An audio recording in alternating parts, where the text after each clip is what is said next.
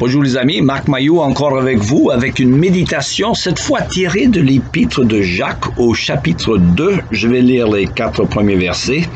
Mes frères, gardez-vous de toute forme de favoritisme. C'est incompatible avec la foi en notre glorieux Seigneur Jésus-Christ. Supposez en effet qu'un homme vêtu d'habits somptueux, portant une bague en or, entre dans votre assemblée, et quand aussi un pauvre en haillons. Et si, voyant l'homme somptueusement vêtu, vous vous empressez autour de lui et vous lui dites « Veuillez vous asseoir ici, c'est une bonne place », tandis que vous dites au pauvre « Tenez-vous là, debout » ou « Asseyez-vous par terre à mes pieds ». Ne faites-vous pas des différences parmi vous et ne portez-vous pas des jugements fondés sur les mauvaises raisons? J'arrête la lecture là, hein? Je vous pose la question, est-ce que les gens de votre Église accueillent les étrangers avec les bras ouverts? Je pense qu'on ne saurait pas surestimer plutôt l'importance de l'accueil dans nos églises. Les gens qui viennent dans les églises, qui franchissent les portes, doivent se sentir bien accueillis. Mais les gens de l'Église, souvent, ils recherchent la compagnie seulement des gens qui sont comme eux-mêmes. C'est un danger que nous devons tous éviter.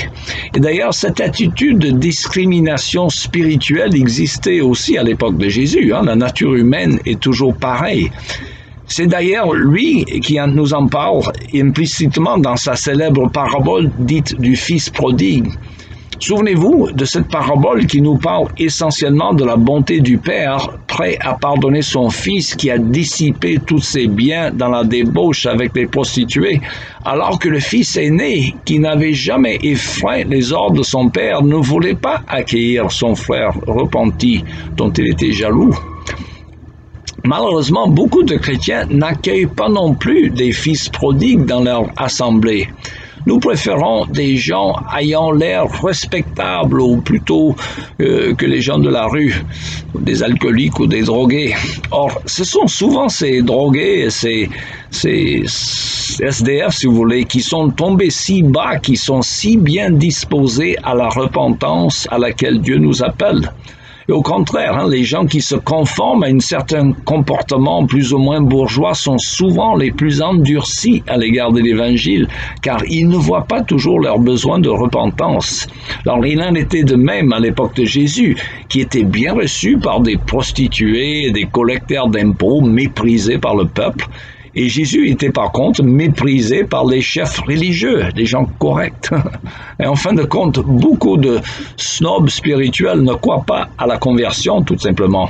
Alors parlez-leur du bon larron sous la croix, à côté de Jésus, qui s'est repenti avant de mourir, et à qui Jésus a fait cette promesse merveilleuse. En vérité, je te le dis, aujourd'hui tu seras avec moi au paradis.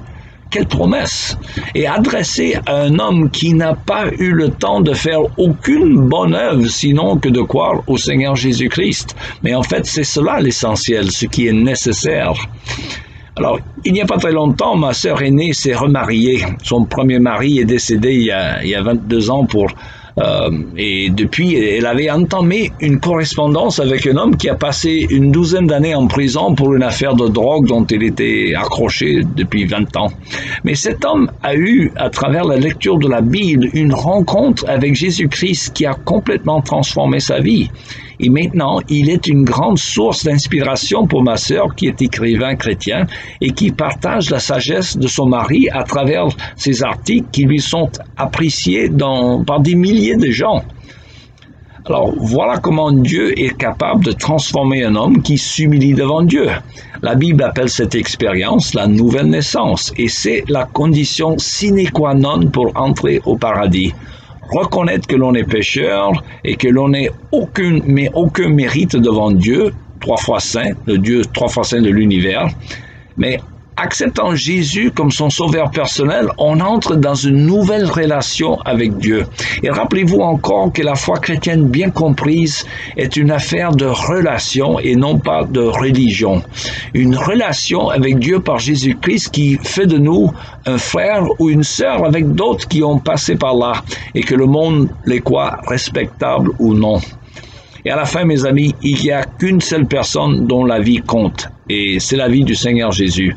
Tout le reste est bien éphémère, mais son avis à lui, à Jésus, compte pour l'éternité.